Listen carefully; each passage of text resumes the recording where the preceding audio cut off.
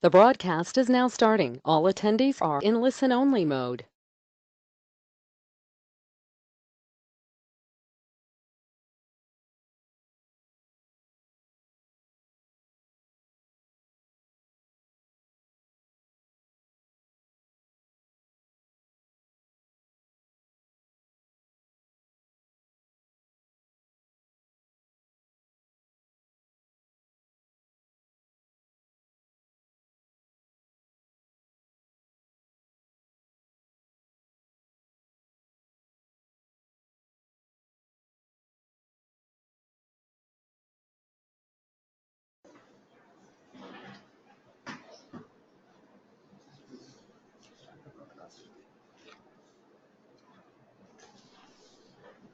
Hello everyone, and a very good afternoon to all.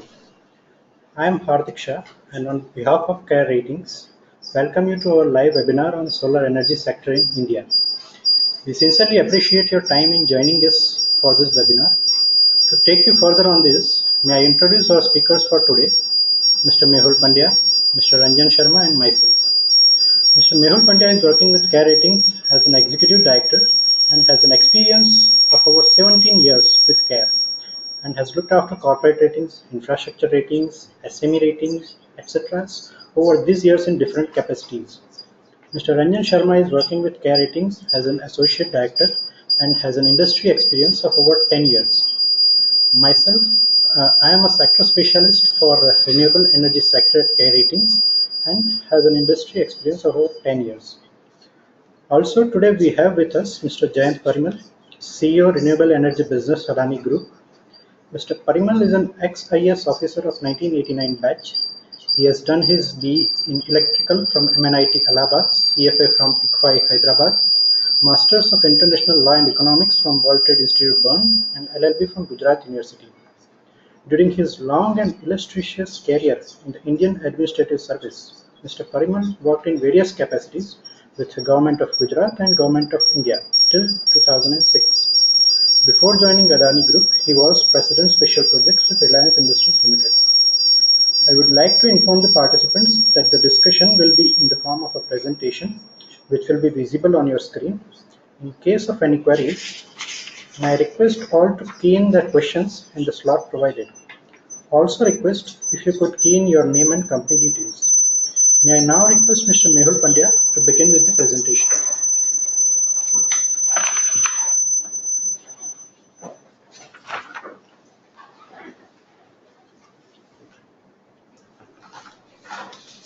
Thank you, Hardik, for the introduction. I welcome all of you to Care Ratings webinar on solar energy sector in India. Before we begin the detailed discussion, I would like to take you through the topics that we intend to cover in today's presentation. In today's presentation, we shall cover the present mix of power generation capacity in India, the past trend of addition of solar power generation capacity, and projected growth going forward, along with its state-wise bifurcation. We shall also briefly delve upon the key industry characteristics and government initiatives and policies to promote solar power in India. Subsequently, we will look at the trend of cost of solar modules and that of solar tariffs, along with the major factors at play in the recent solar tariff bids, and try to assess the project viability of these bids. We will also briefly touch upon the domestic solar cell and module manufacturing capacity, competition from imports, and the major challenges faced by the sector.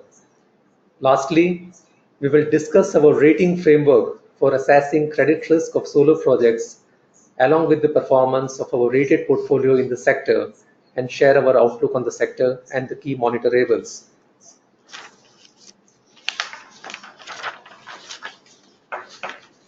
India had total installed power generation capacity of nearly 331 gigawatts as on September 30, 2017, of which thermal power generation capacity had the largest share of 219 gigawatts, that is around 66%. Whereas share of renewable power generation capacity, albeit growing, was still low at around 61 gigawatts, that is around 18%. Now, if we look within the renewables capacity, wind had the highest share at 54%, whereas the share of solar power stood at 25%, with total installed capacity of around 15 gigawatts as on September 30, 2017. Considering that the National Institute of Solar Energy has estimated India's total solar energy potential at 750 gigawatts, there is tremendous potential for increasing the share of solar power within the renewables capacity as well as within the overall mix of power generation capacity in India. As we saw in the previous slide, share of solar is currently low in India's overall energy mix. However, a strong growth momentum has been witnessed in the solar segment during the last 2 years, as reflected from the capacity additions during FY16 and FY17. There was highest ever capacity addition of solar power in India during FY17 at more than 5.5 gigawatts compared with 3 gigawatts in FY16. This capacity addition during FY17, though fell well short of MNRE's target of 12 gigawatts, exhibited an impressive growth of 82% on YoY basis. During H1 FY18 also, there has been growth in capacity addition of around 2.5 gigawatts compared with 1.8 gigawatt capacity addition in H1 FY17. The industry has a characteristic of maximum capacity addition in the last quarter of the financial year. For example, in FY17, almost 49% of total capacity addition was commissioned in March 2017. Considering this, it is expected that capacity addition in FY18 will reach a new high.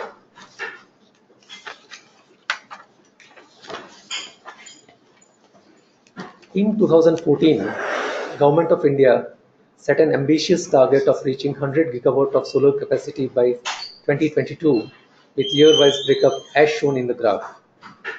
The target principally comprises of 40 gigawatt of rooftop solar and 60 gigawatt through large and medium-scale grid-connected solar power projects.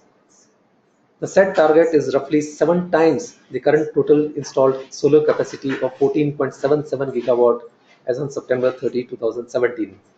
However, there has been slow progress in rooftop solar projects for multiple reasons.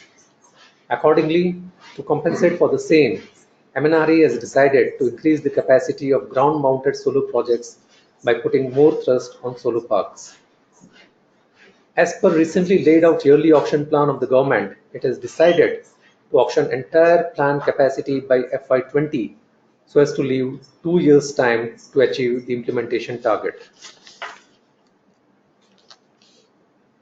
Solar energy potential of India is spread across a number of states.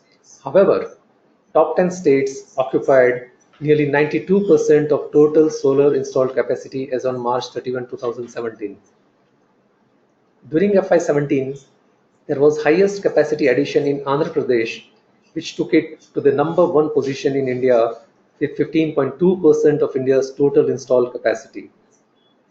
This addition in Andhra was largely because of stricter renewable purchase obligation or Rpo compliance, good irradiation levels, good payment track record of AP Discom, and ease in implementation of projects in the state. Rajasthan, which has the highest irradiation level in India, had the second largest share of solar installed capacity on March 31, 2017. Going forward, government has planned to have the total solar capacity distributed over larger number of states, and in this backdrop, it has identified top 3 contributing states from each region of India. Post this, top 10 states of India are expected to occupy almost 77% of planned 100 gigawatt installed solar capacity.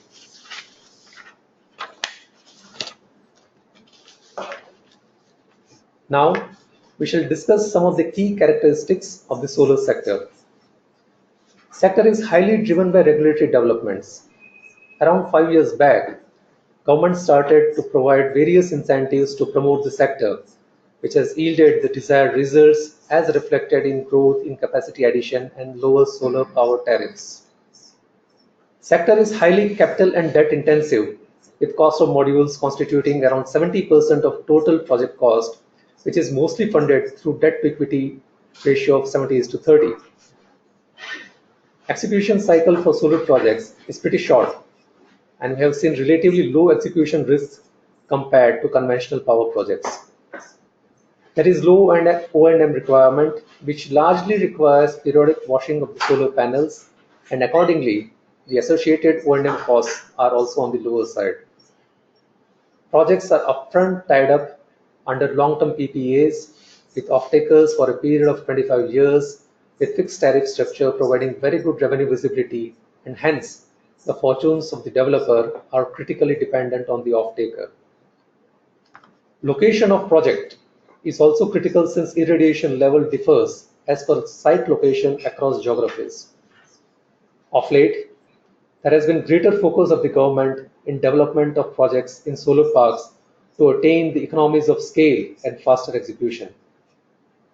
Despite government initiatives, there has been low progress in installation of rooftop solar capacity.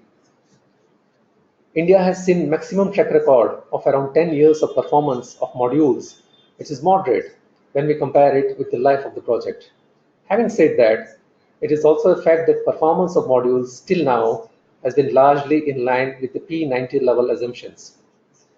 Around 90% of solar modules consumed in India are imported from three countries, namely China, Taiwan, and Malaysia. Unlike wind, which has recently moved to competitive bidding, in solar, we had moved to competitive bidding long back in 2010.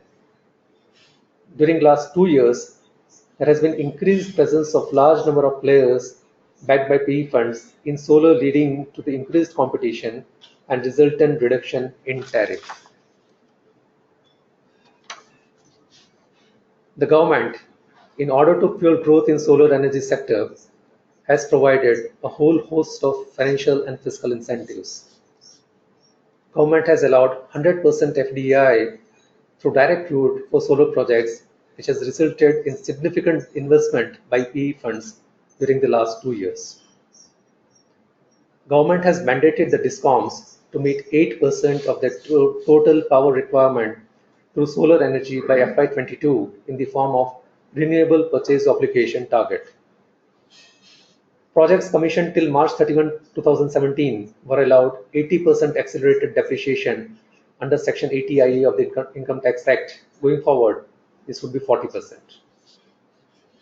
Government initially started with feed-in tariff in solar to attract private parties, and once there was reasonable interest from the industry in the sector, it moved to competitive bidding. Also, a generation-based incentive of 50 paisa per unit was allowed for the projects commissioned till March 31, 2017. Scheme for development of 50 solar parks has been launched by MNRE to ensure faster execution considering presence of common infrastructure facility in these parks. In September 2017, the Ministry of Power has launched the Saubhagya scheme to ensure electrification in both rural and the urban areas of about 4 crore unelectrified households by December 2018. The scheme is being funded to the extent of 70% by central or the state government grants. Upon its implementation, it is expected to result in additional demand for 28 gigawatt of power generation capacity, the part of which could be potentially met through solar power. The Union Cabinet approved the Uday scheme in November 2015 to improve financial health of DISCOMs by taking over 75% of DISCOMs' total debt obligations by the respective state governments. To encourage installation of solar rooftop, government has decided that loans given for rooftop projects would be classified as housing loan by banks or the national housing banks so as to reduce the cost of borrowings and encourage higher installations in this segment. Considering all these government initiatives, it is clear that solar would remain as one of the focus areas of the government to promote clean and sustainable energy.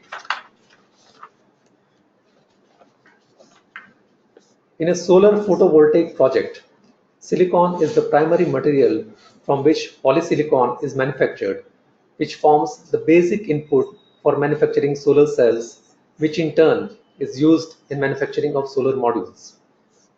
Cost of solar modules typically comprises around 70% of the total project cost for setting up of a solar power project in India. With significant evolution in solar PV technology and increased competition during the last decade, there has been significant reduction in cost of solar modules. India meets almost 87% of its solar module requirement by way of imports from China. Due to very large economies of scale associated with huge manufacturing capacities in China, import prices of solar modules in India came down significantly till May 2017 to around 30 to 33 USD cents per watt.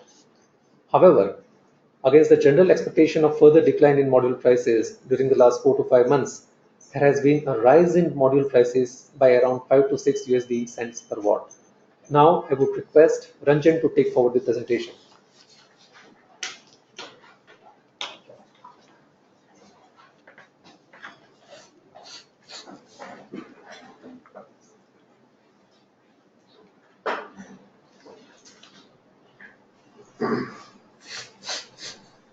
Thank you, sir. I will begin with the solar power tariff trend in the last 2 calendar years. Solar power tariffs in CY 2016 remained largely range-bound, with the lowest tariff of Rs 4.34 per kilowatt hour at the beginning of the year in an NTPC auction. The weighted average tariff, which was bid during the calendar year 2016, stood at Rs 4.93 per kilowatt hour. However, calendar year 2017 started with a new low of Rs 3.30 per kilowatt hour in MP Rewa bid in February 2017, which was followed by a further low of Rs 3.15 per kilowatt hour in Andhra Pradesh Kadapa bid in April 2017. In May 2017, out of 2 auctions held in Rajasthan by the Solar Energy Corporation of India, SECI, we witnessed lowest tariff of Rs 2.44 per kilowatt hour in Bhadla Solar Park, which till now is the lowest tariff for solar power in India. The July 2017 auction by Tamil Nadu for 1500 megawatt was one of the biggest auctions in the country in the sector, and it drew an enthusiastic response. The lowest tariff bid was for Rs 3.47 per kilowatt hour, which was matched by the other participants. The winner for the highest capacity in this bid was public sector giant NLC India. The September 2017 auction in Gujarat by SECI saw a tariff range of Rs 2.65 to Rs 2.67 per kilowatt hour, wherein the lowest bid was from a well-known Chennai-based jewelry retailer.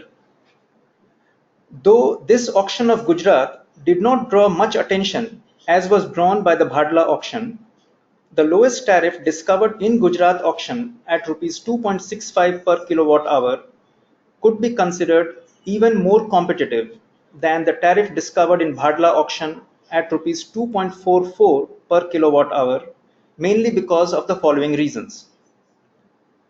Gujarat has less intense solar irradiation than Rajasthan. Secondly, unlike land provided free of cost in the solar park in Rajasthan, in Gujarat the land will have to be acquired by the developer on their own. Thirdly, in the 4 months since the auction of Bhadla, the cost of solar modules began rising after having fallen steeply during the preceding 2 years. And lastly, there is no deemed generation guarantee in the Gujarat auction, unlike the Bhadla auction. As we have seen, solar bids have started becoming very competitive, making solar power even cheaper than coal-based thermal power. Also, this tariff of solar power is going to remain constant for the next 25 years, whereas the tariff for thermal power are linked to inflation impact of fuel.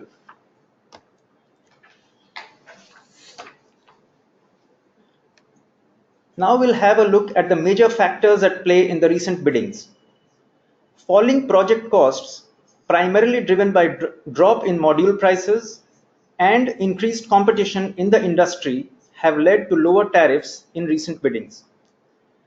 In general, the bids for NTPC, NTPC Vidyut Vyapar Nigam Limited and SECI projects, including those in solar parks, have been more aggressive as compared with state policy projects given the low off-taker risk. States like Rajasthan, which have the best irradiation, have got better bids compared to other states. Furthermore, those state governments which have tried to mitigate the key risks associated with the construction of solar power projects, such as land acquisition issues, land-related permits, adequate evacuation infrastructure, and supporting ecosystems like roads, water, warehousing facilities, etc., have attracted more competitive bids. From the table, we can observe that the percentage drop in tariff in the Bhadla bid was nearly 23% over the immediately previous bid, whereas the module prices had declined hardly by 3% during the same period. Accordingly, we believe that apart from benefits of higher irradiation level and deemed generation guarantee in Bhadla, heightened competitive pressure has played a critical role in the sharp fall in tariff.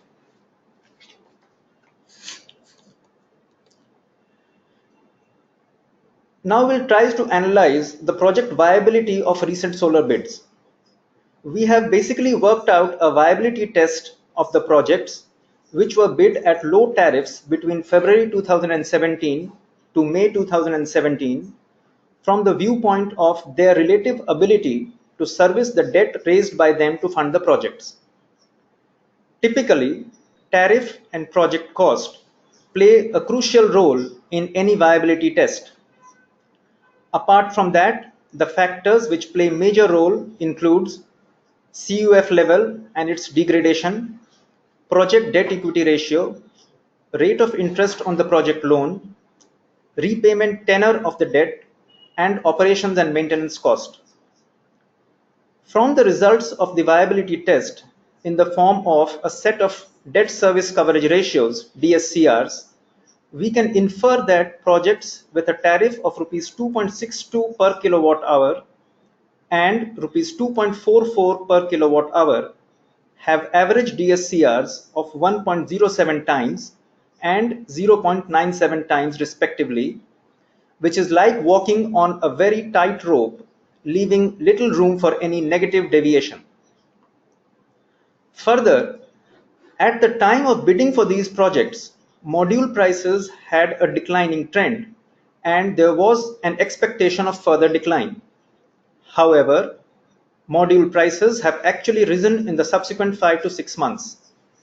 Accordingly, it would be critical for these developers to complete their projects within their originally envisaged project cost to make them viable.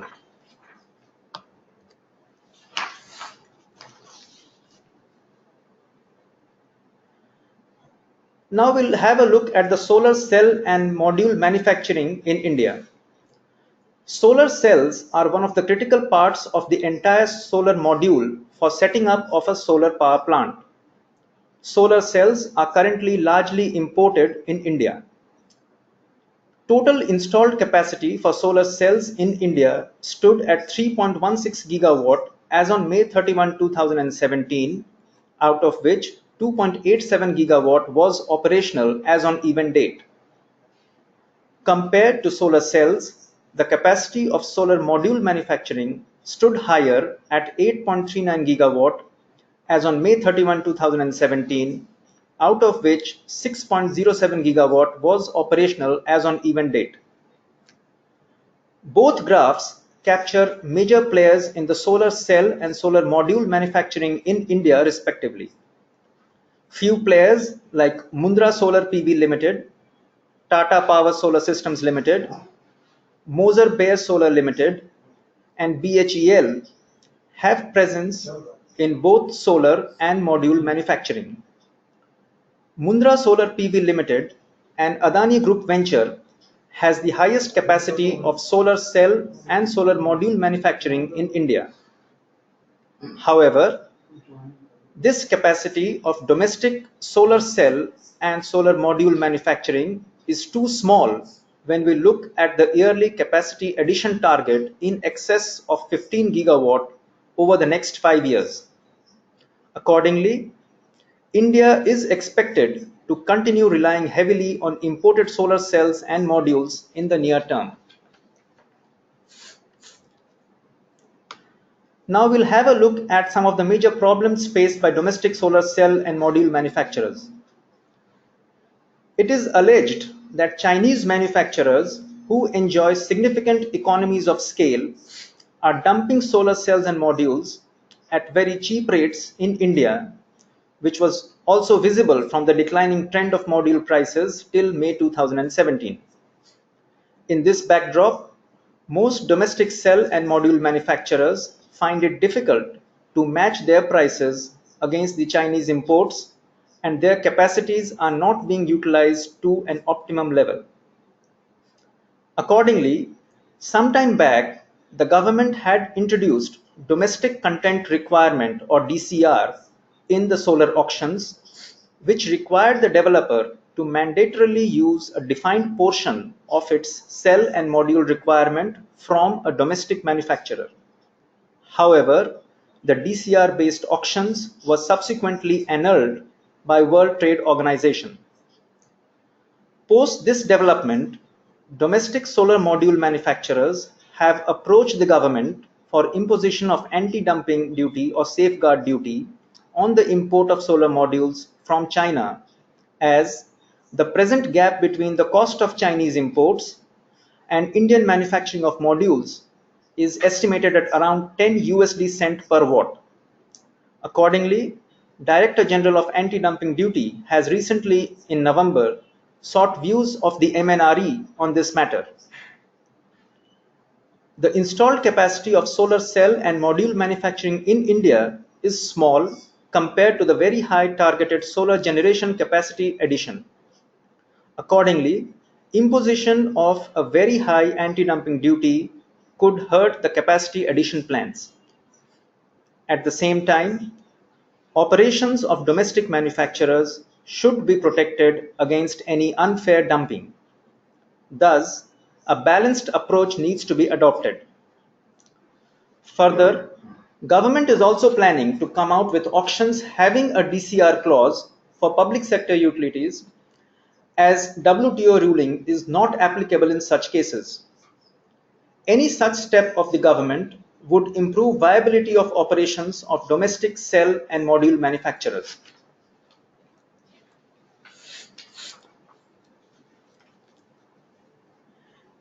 As is typical with any infrastructure project, solar projects also face certain challenges which can affect their viability in the long run.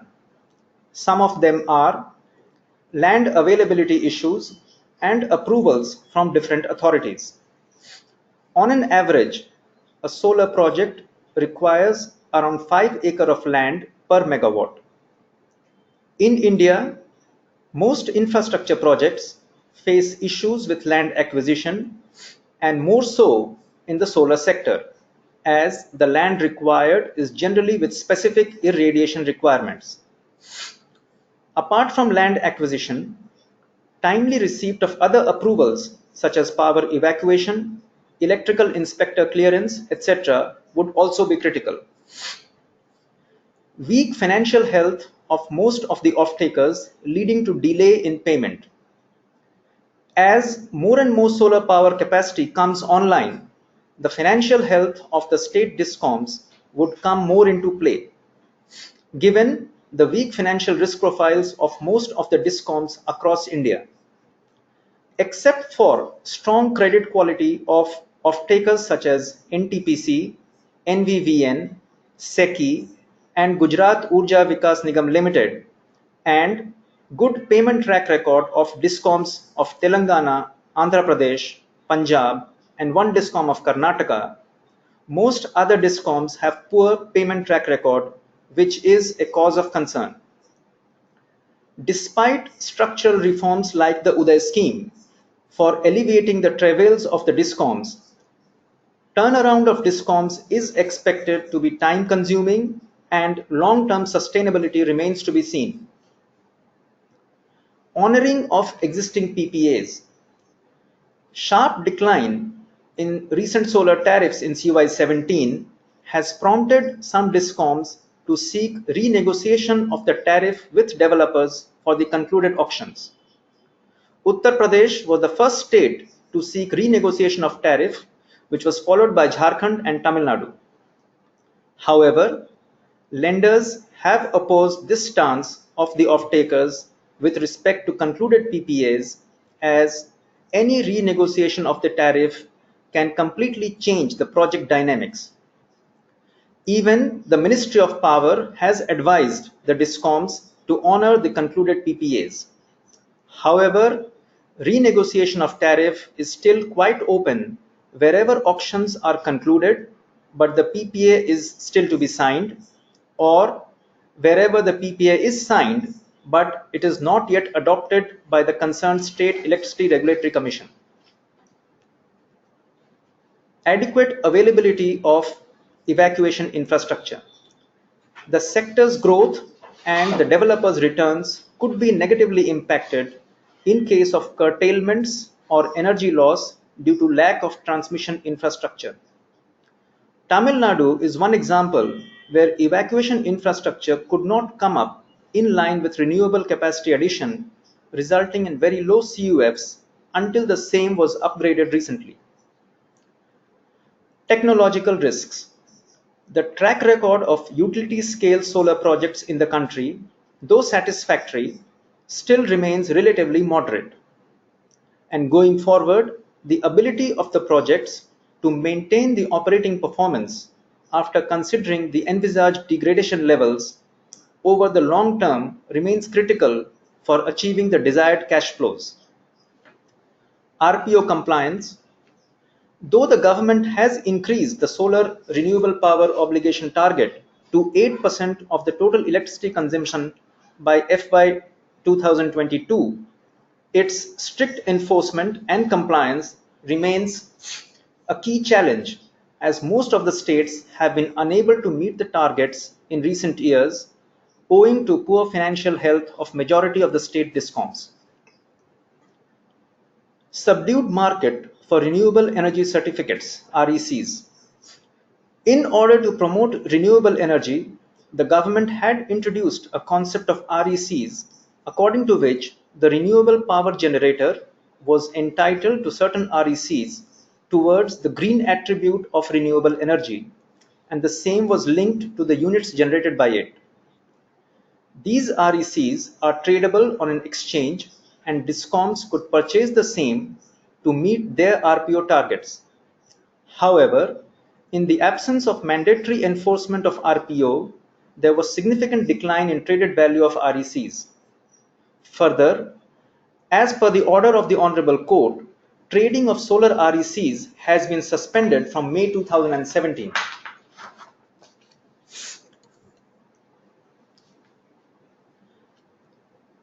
Now we'll have a look at some of the recent deals which shows growing investor interest in India's solar sector.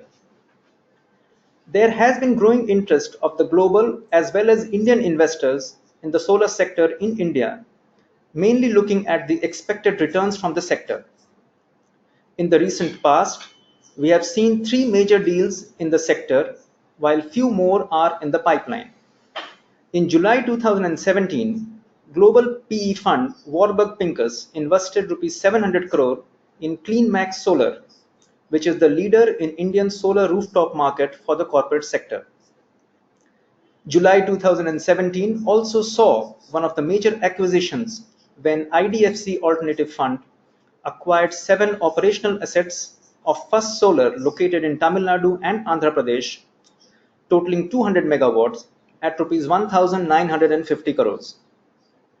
In September 2017, Singapore-based Sembcorp acquired the balance 28% stake of IDFC PE in Sembcorp Green Infra for Rs 1,400 crores. Sembcorp had first acquired 60% stake in IDFC PE in SGI in February 2015 and then gradually increased its stake to 72% before acquiring 100% stake in September 17.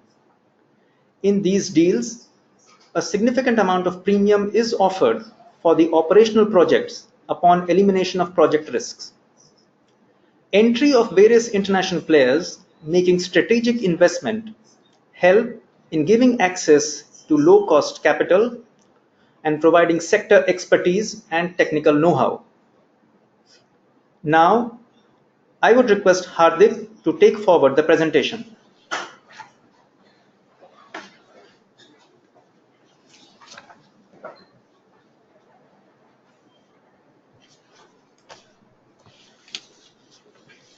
Thank you, sir. I'll begin with CARE's rating framework for assessing credit risk associated with solar projects. CARE ratings focuses on this broad framework while assessing a solar project. As a practice in the sector, developers first tie up their entire capacity under a long-term PPA before actually going for a full-fledged implementation of the project. Accordingly, when they approach for rating, we have full clarity about the quality of off-taker and their payment pattern. In line with that, for an under-implementation project, our major focus remains on evaluating the ability of the promoter to complete the project within envisaged time and cost parameters. And for that, we look at the status of land availability and related approvals, location of the project, availability of evacuation infrastructure, quality of equipment supplier and type of warranties, commitment for maximum level of degradation by module suppliers, market standing of the agency who has done the resource assessment study, and financial closure. Whereas for an operational project, major focus is towards the actual cash flows, profitability, leverage, liquidity backups in the form of DSRA and working capital limits, debt service coverage ratios for the project, and presence of any external credit enhancement in the form of co-obligor structure, shortfall undertaking, or corporate guarantee of a stronger entity. As in other industries here also, business and financial strength of the promoter, their commitment to the project, their knowledge about the sector, and their past track record has a major bearing while assessing a project in the sector.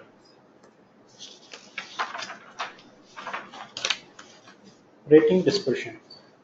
Majority of CARE's rated portfolio in solar power sector falls in the investment grade rating category, which is BBB minus and above, since these projects are backed by very strong promoter groups. For the sake of simplicity, we have given the rating dispersion of the companies in investment grades only. As of September 30th, 2017, CARE has total 95 companies rated in the solar sector.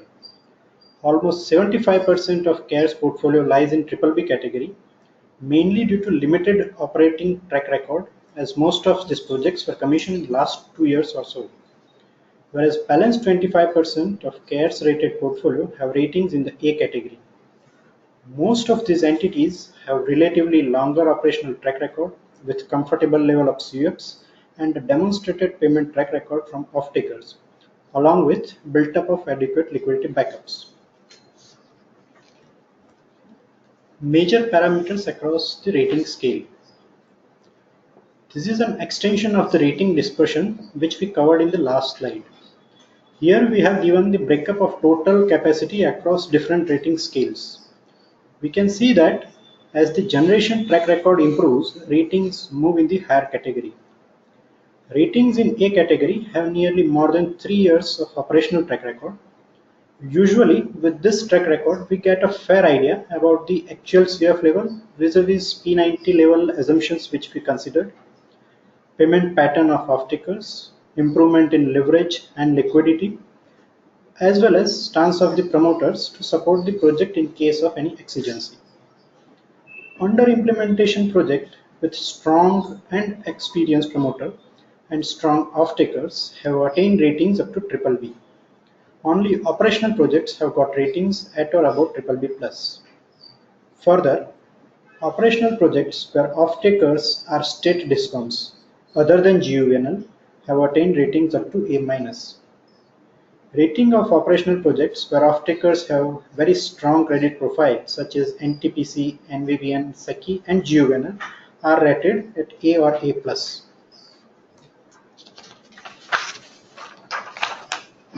Rating movements.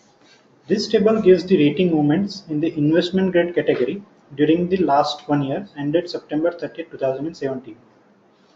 In the last 1 year, CARE has assigned 43 new ratings, 16 ratings were retained, whereas 24 ratings were upgraded, and there was only one downgrade. Rating upgrades were largely on account of completion of the project, improved operational track record of the projects, timely receipt of payment from the off-takers, improvement in liquidity profile, refinancing of debt at better terms, and presence of co-obligor structures at times.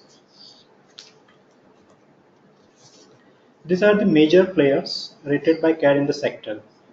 As we can see, most of the reputed and large groups in the sector, solar sector in India, are rated by CARE ratings such as Adani, Renewable, Sembcorp Green Infra, Tata Power, Welspun, Greenco, Azure Power, Acme, Hindustan Power, Mahindra and Mahindra, SL, GMR, Atha Group, First Solar, Orange, Astro, EDF, Madhav, Hero, Vikram Solar and Vari. Sector outlook and key monitorables. Outlook for the sector is stable. Going forward, we see the outlook for the solar sector as stable, which used to be positive a year back, mainly because of the intensified competition in the sector, which has led to significant reduction in solar tariffs. Looking at the aggressive bidding which has already taken place and of late, upward movement in module prices from May 2017, tariffs are likely to hover at around 3 rupees a kilowatt hour. Government policies are likely to remain supportive in the medium term, looking at the large capacity addition targets and 8% solar Rpo compliance target. Also, new avenues of funding could come up as we progress further, given the increasing acceptance of the sector. Some of the key rating monitorables which could drive the fortunes of the sector and which we would also be focusing going forward are actual performance of the technology over the project life, movement in solar cell and module prices, as well as stance of the government for imposition of any anti-dumping or safeguard duty, timely signing of the PPAs post conclusion of successful biddings, and payment pattern from the off-takers, along with no renegotiation of the tariff for concluded PPAs. Pace of improvement in financial health of discoms as anticipated under Uday, growth in overall demand for power as anticipated under Saubhagya, stricter enforcement of RPOs, investment in grid infrastructure to take care of huge incremental renewable energy capacities, and any new avenues of financing which could lower the effective cost of borrowing. With this, we conclude our presentation. I would now request Mr. Jayant Parimal to share his perspective on the solar industry, the current scenario, challenges, and way forward. Just a minute.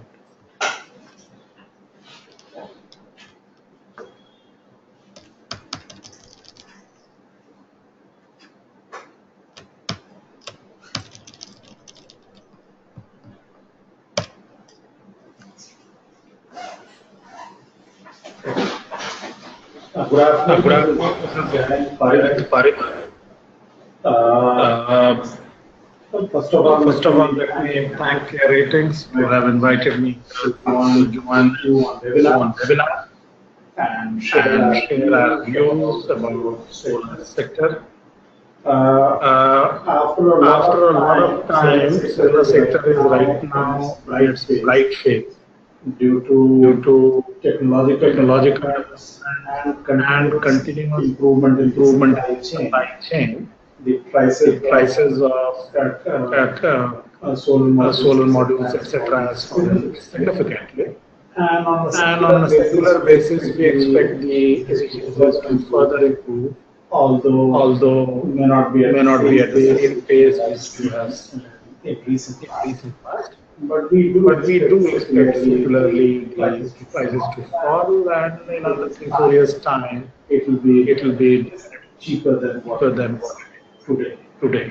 And grid parity is already achieved. We expect this to be the cheapest source of energy in the world. Most of the world where the solar radiation is put. Given that background, India is definitely in a very good position We have good radiation in most of the countries, some parts of Western India, which leads to more generation of same asset base. So this is why generally the prices are lower in Rajasthan and Gujarat, etc. Overall, the government of India has got a very good target. Initially they did very well, but of late, because of fall in prices, somehow the discoms have very high expectations, and they believe more you delay, better rate you will get. Perhaps that is the reason why we will not see much bidding activity, because the government of India entities are unable to sign a deficit agreement with the discoms, and therefore the bidding has slightly slowed down. Although recently the new Minister of Renewable Energy has promised that they will come out with 20 to 30 megawatts of bidding by March 2018. So we expect some significant activities to take place in another 3-4 months' time, and then we'll be able to make good achievement to reach the 100 gigawatt target. Else, we will not be able to match, and especially keeping in mind that 40 gigawatt of that is on the rooftop, which is not taking off properly due to regulatory issues, because most of the discoms are slightly lethargic and they are not promoting the rooftop to the extent they ought to. They believe that this will reduce the demand by the good customers. And then right now we are seeing a seesaw battle going on between the domestic manufacturers and the developers, because developers naturally they expect the module prices to fall because it will lead to lower cost of project, and they can make better money and they can compete better, whereas those prices are not remunerative for the domestic manufacturers. So there are threats of anti-dumping duty and safeguard duty. The legal cases are already going on, and we expect some kind of a result in another 1 month, 2 months' time. So that is giving a little uncertainty in this field. So once these 2 cases are over, then you will have some certainty about the pricing, etc. Another problem is that we are only a price recipient. 85% of the manufacturing takes place in China. 50%, more than 50%, almost 60% of the consumption is also taking place in China. So worldwide, it is China's internal dynamics which controls the supply and demand of the solar panels. So the prices of the solar panels, the seesaw which you saw in last 8-10 months, it happens not because of what we did in India or what is happening in US or Europe, because we are only playing second fiddle. It is the domestic demand of China vis-a-vis domestic supplies of China, which is leading to such kind of seesaw in prices. And this is why the expected fall in module prices have not taken place. And this is why there are certain challenges in executing some of those ultra-low tariff projects which we have seen in the last few months' time. But we expect generally, secularly, the prices are going to fall, but at what rate is a debatable question, and nobody can give you a clear-cut answer to that, because we ourselves are not fully familiar with the internal dynamics of the Chinese market. So with this basic overview, I would ask anyone if somebody has any specific queries, etc., then I'll be happy to reply.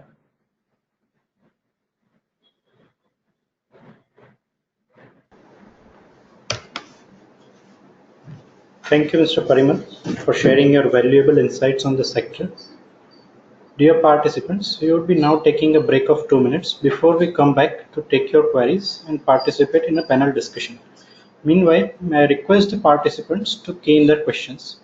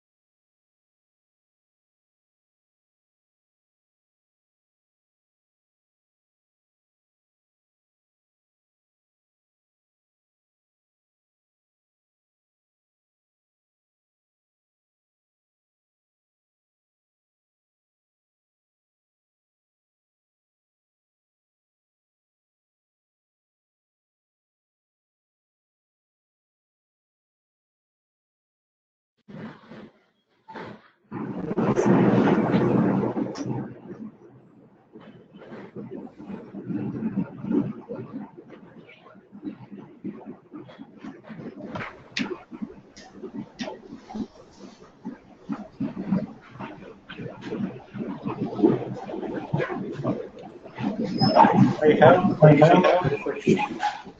have a question for Jayant sir. Between domestic and imported modules, is there any quality difference from Mr. Shailesh Shah? Hello, good afternoon.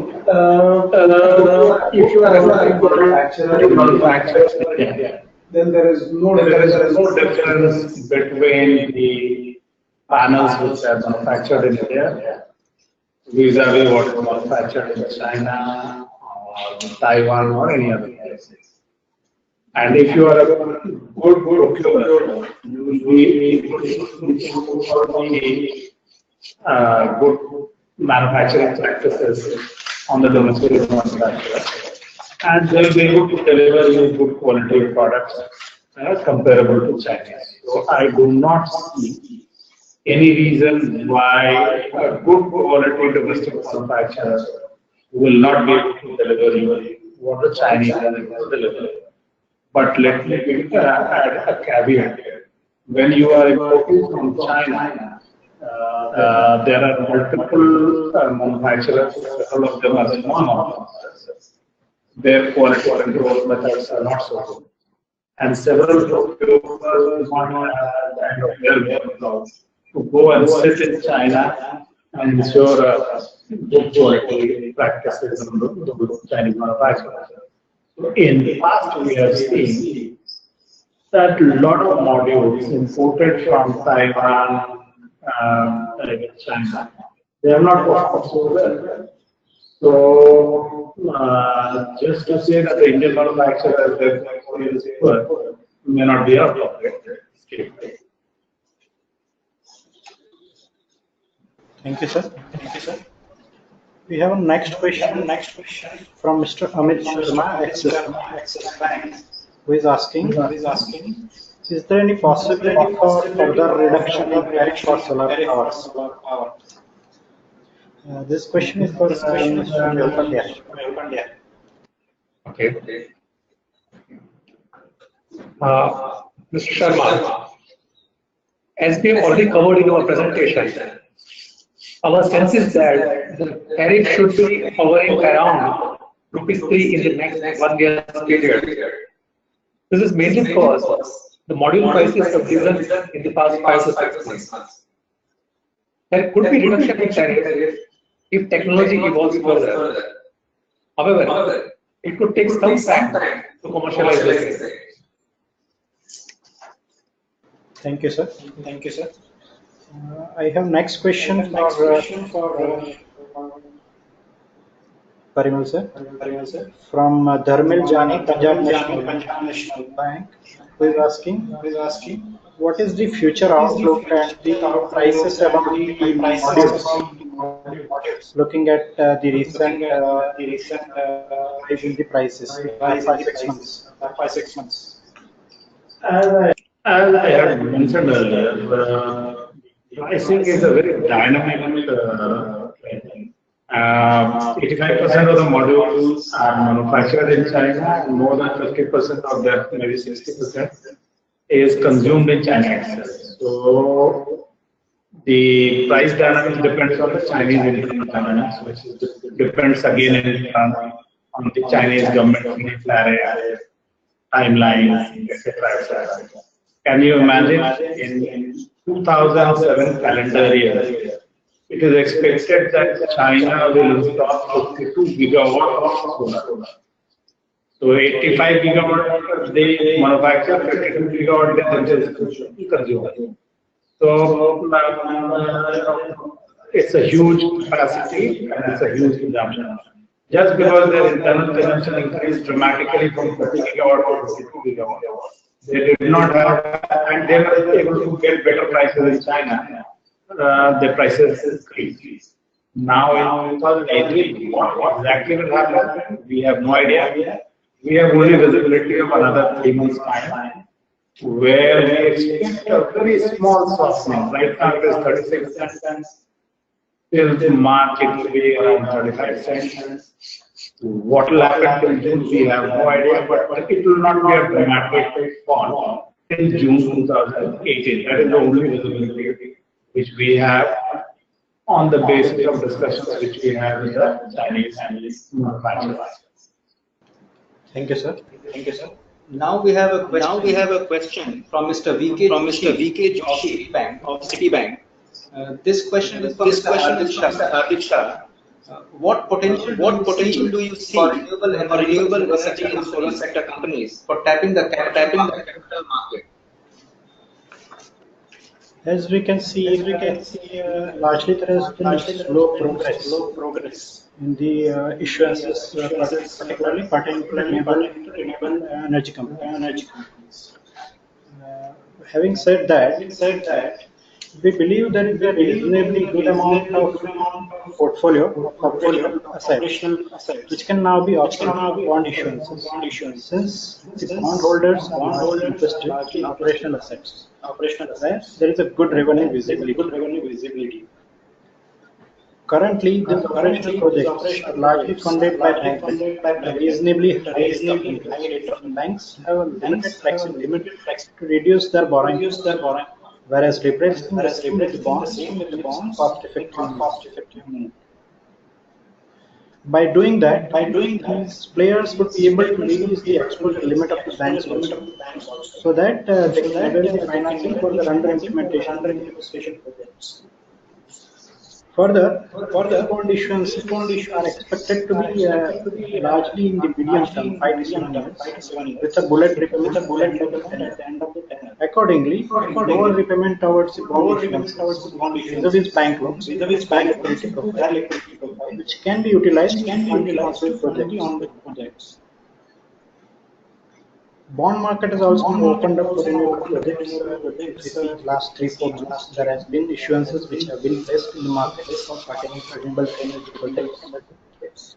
And bondholders are also now finding it comfortable to take exposures, particularly at the holding company level rather than SPV level.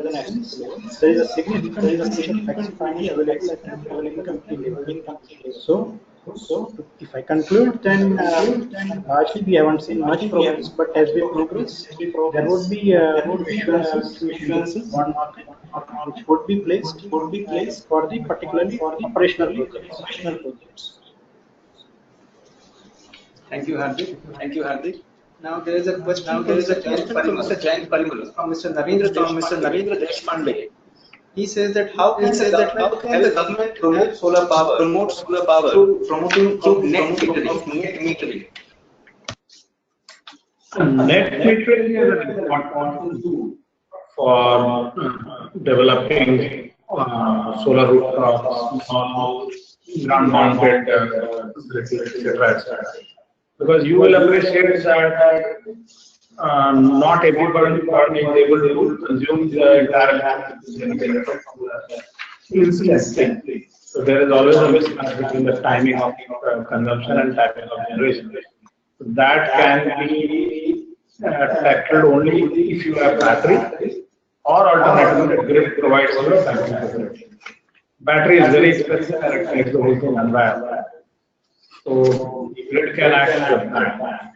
And when banking facility is provided.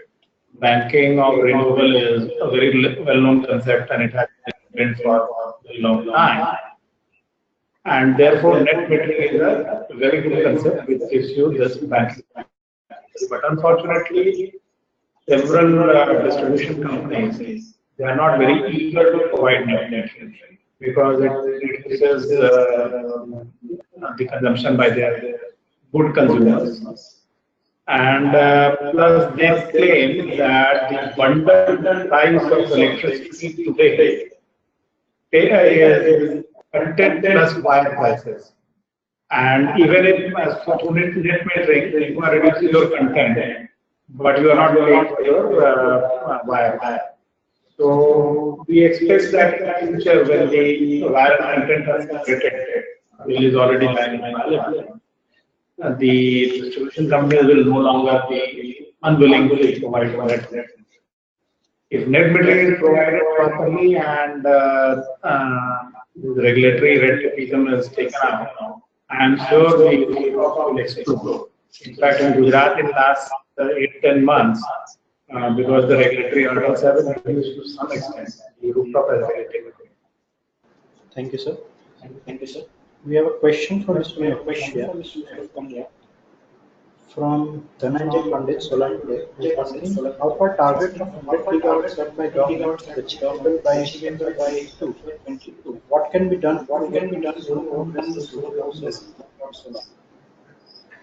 And this question is from Mr. Pandya. See, 2 months back, we were also in terms of the target of 100 megawatts could actually achieve or not. However, the last couple of months, we have seen certain developments which has made us feel that with some kind of effort we have been achievable. Principally, is because the government has decided capacity by FY 2020. It has also come out yearly plans. So that gives us some kind of a confidence that with some dedicated efforts, this target could indeed be achievable. The only challenges which I see, it could potentially achieve in terms of if there is some aberration in module prices or the health of the discoms. If it falters, in that case, the real target. The next question is for Mr. Jayant Parimal.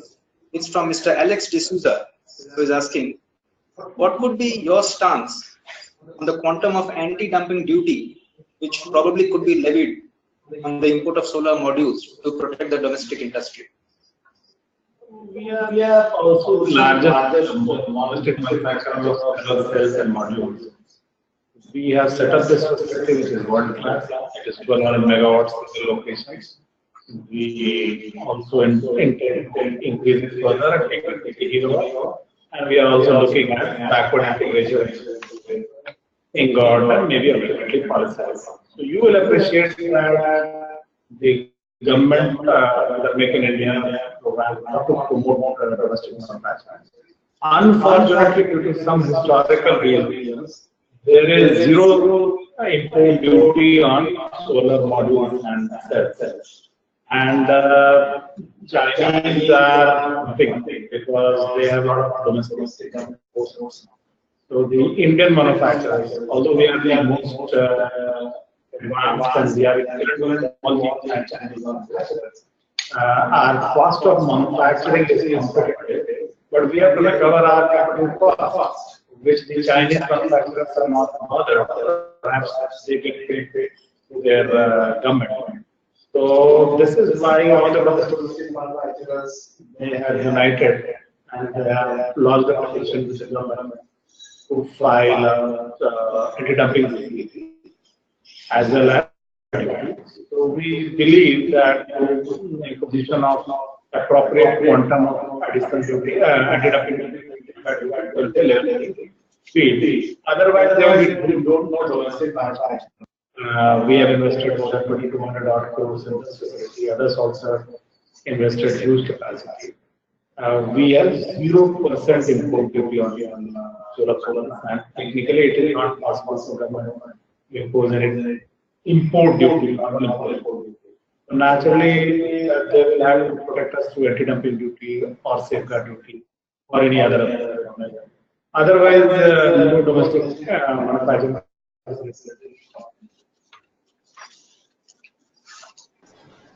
Now I have a question for Mr. Hardik Shah. This is from Mr. TD of HSBC. He asked that from a lender's perspective, what are some of the challenges they encounter in funding a solar project, and what are the steps you feel can be taken to mitigate the same? Look, typically, it's a new business for the lenders. For them, also funding a renewable energy projects, they are also learning that license. So essentially, what we understand issues which they face while funding a renewable energy project largely includes the issues with respect to the availability of the land, approvals, wage infrastructure. So it is taking time in India. It is hampering the achieving the project completion deadline. Next one is the lack of confidence over the resource assessment studies, which is being done by some well-known agencies, but they have now a lack of confidence over those studies. Relatively short track record of the performance of solar modules in Indian conditions, because these projects are long gestation projects for 25 to 25 years, and we haven't seen a full cycle of performance of these modules till now. And obviously, weak payment track record of the state discounts, as well as recently renegotiation of the tariffs. So these are the essentially issues which the lenders face while funding renewable energy projects. So if I have to answer what steps could be taken to mitigate these hurdles so that lenders are comfortable funding renewable energy project, it would be improving an altogether an ecosystem by way of single window approvals, which improves the project execution timeline and the developers could achieve it within the committed schedule. There should be more accurate resource assessment studies. Along with that, there should be progress further that will be built up of the track record of the modules in Indian conditions. So with that, they will find it to be more satisfactory. Also, Uday has already implemented the major part of the discount assessment as known as the government 75%. So ultimately, it should improve the financial health of the off-takers, and there should be timely payments from the off-takers. And there should be alternative investments from the debt market also, which would improve the overall sentiment, and it will also improve the exposure taking capability of the bankers for the renewable energy.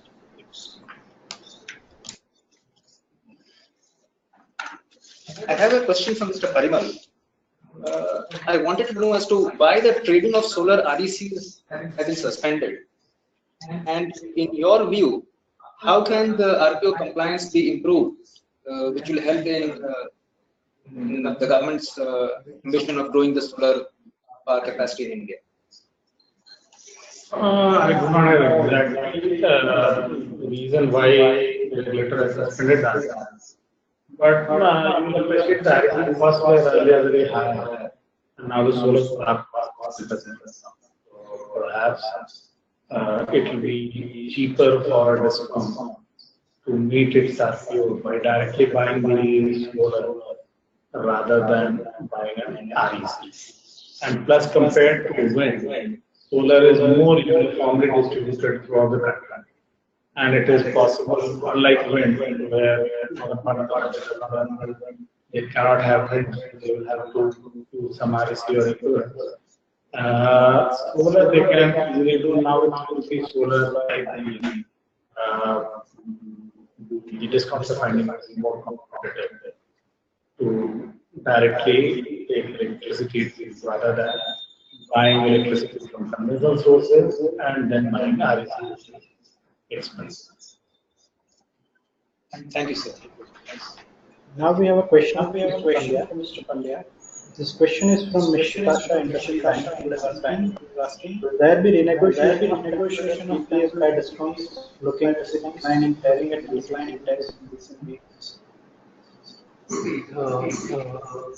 Frankly speaking, for the PPAs which are also signed and adopted by the regulator, the chances of any renegotiation appear to be very big. Having said that, there could be two potential scenarios where the negotiation can potentially happen. The discounts can have multiple chances. The first could be wherein the The PPAs are yet to be signed. The auction has happened, but the PPAs are yet to be signed. And the second scenario could be wherein but the regulator is yet to adopt that thing, and the developer has actually not done much implementation work. So in these scenarios, perhaps the discoms could be taking their chances.